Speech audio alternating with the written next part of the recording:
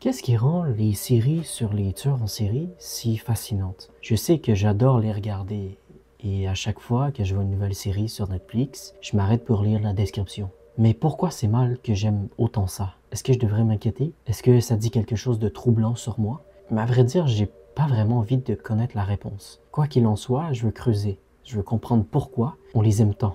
Et si c'est vraiment terrible, pourquoi on en redemande? D'abord, je veux savoir comment. Ces émissions sont vraiment populaires. Donc, j'ai regardé le top 10 de Netflix pendant un moment. Et ce que j'ai découvert, c'est que tu peux remonter 75 semaines et voir toutes les top 10 à l'échelle mondiale. Sur ces 75 semaines, une série avec un tueur en série a fini dans le top 10 24 fois. Et 7 fois, elle était numéro 1, que ce soit Dahmer ou You, saison 3. J'ai aussi vérifié lesquelles avaient le plus de vues quand elles ont sorti. Les gens les regardent beaucoup, même si tu t'éloignes un peu du thème de tueur en série. Des émissions comme Inventing Hannah ou L'arnaqueur de Tinder attirent pas mal de vues. Les gens semblent vraiment intéressés par ces shows. On dirait que c'est l'un des genres les plus recherchés. Depuis les 3 dernières années, un truc qui m'a aussi frappé, c'est la tranche d'âge des spectateurs. On dirait que les millennials sont les plus fans de ces émissions, alors que les boomers sont beaucoup moins appréciés. Je sais pas trop pourquoi, mais en regardant, on remarque que tous ces tueurs en série semblent évoluer dans une période assez similaire. Quand je regarde les années 70, 80 et 90 et des trucs comme Stranger Things, je trouve ces décennies vraiment fascinantes. J'ai aussi vu une statistique intéressante sur la fréquence des serial killers par décennie et c'est fou comme les années 70, 80 et 90 dominent de loin. Le public qui regarde ça n'a pas vécu ces époques, ils ne connaissent pas grand-chose à ce sujet ou alors ils étaient très jeunes à ces moments-là. Les boomers, peut-être que c'est un peu trop récent pour eux et peut-être que ça leur paraît trop réel. Que je pense que c'est tout à fait ça. Par rapport à ces émissions, je peux pas vraiment m'identifier aux tueurs, ni aux victimes, ni aux enquêteurs.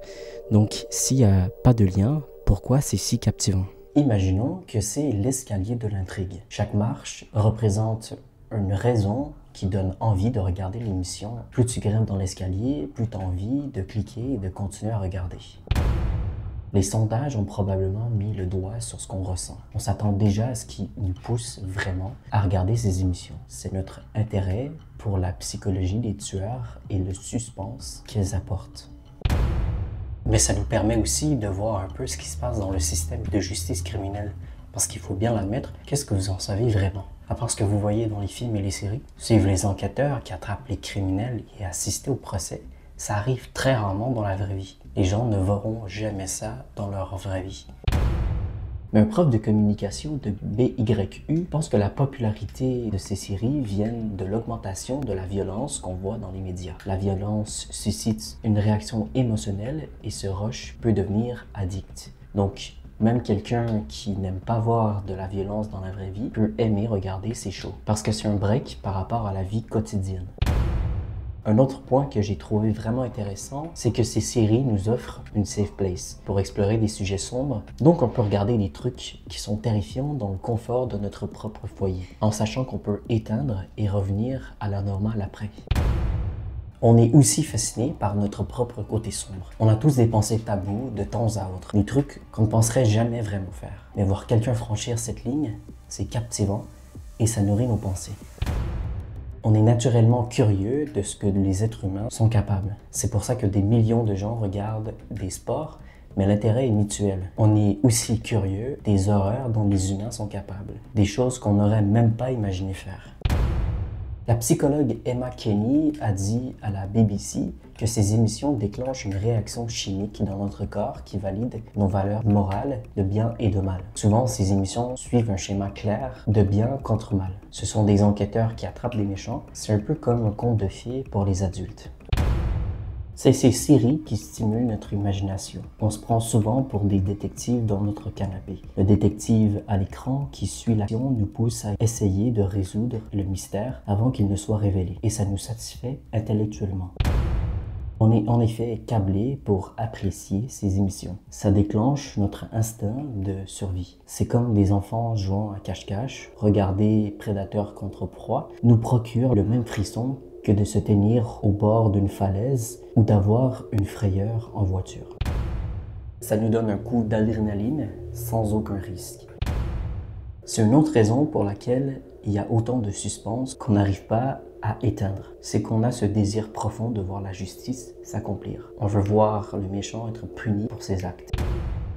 Tu savais que les femmes sont beaucoup plus attirées par ces émissions que les hommes? J'en avais aucune idée. Mais ça a du sens. La plupart des victimes de ce genre de tueurs sont des femmes. Donc ces émissions sont non seulement divertissantes, mais aussi éducatives. Car si grâce à ces séries, de plus en plus de femmes vérifient leurs portes qui sont bien fermées, si pour rentrer chez elles, elles verrouillent les portes de leur voiture, je veux dire, comment on peut pas juste applaudir? Mais il y a une partie de moi qui veut aussi dire que si ces séries peuvent aussi éduquer certains hommes à ne pas être des merdes et ne pas être toxiques et tuer des femmes pour aucune putain de raison, je suis pour. Il y a un podcast qui s'appelle The Teacher's Pets qui a vraiment aidé à faire condamner Chris Dawson pour le meurtre de sa femme en 1982 en relançant l'enquête. Ils ont mis en lumière des défauts dans l'enquête policière initiale et la réticence des procureurs à inculper Chris Dawson pour le meurtre de sa femme. Et ce podcast, il a fait un carton. Il a atteint la première place des charts de podcasts en Australie, au Royaume-Uni, au Canada et en Nouvelle-Zélande. Et ça a été téléchargé plus de 60 millions de fois. Et c'est juste fou de penser qu'en écoutant un podcast, ça peut aussi avoir un impact énorme dans la vraie vie. Genre un meurtrier qui se fait vraiment retrouver, jugé et finir en prison. Il y a aussi un autre podcast qui s'appelle Serial qui est directement monté numéro 1 en 2016 et il y a eu 80 millions de téléchargements. Dans ce podcast, il parle d'une affaire non résolue datant de 1999, celle de Adnan Syed, l'ex-petite amie de Hee Min Lee à Baltimore. Un ado a été retrouvé mort dans un parc et venait de sortir de prison récemment. Le 19 septembre 2022, après avoir été déclaré non coupable, après avoir passé 20 ans derrière les barreaux pour le meurtre de sa copine de l'époque. La puissance de ces podcasts, combinée avec tout ce qu'on a appris sur pourquoi on adore autant le true crime, plus le fait que ce sont des épisodes hebdomadaires, ça fait que l'histoire avance en temps réel. C'est quelque chose de réel qui se passe et les auditeurs peuvent aider à rassembler des infos, faire du vrai bon en mettant un meurtrier derrière les barreaux. Je pense que c'est juste incroyable.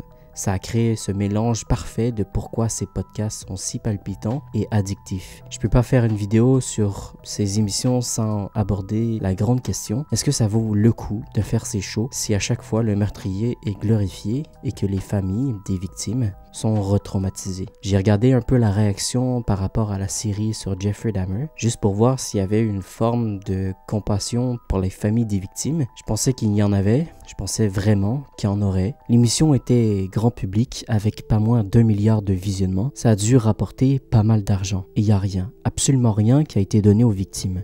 Ryan Murphy, le scénariste de Dahmer, voulait un mémorial pour les familles. Thomas Jacobson, l'avocat des 8 familles des victimes, a dit que Milwaukee voulait que la mémoire de Dahmer disparaisse, afin de ne pas avoir de souvenir de ce chaos dans la communauté. C'est complètement compréhensible, donc ça paraît un peu, je sais pas, irrespectueusement de la part de Ryan Murphy de suggérer un mémorial. Mais j'ai cherché et je ne trouve aucune preuve d'une quelconque compassion.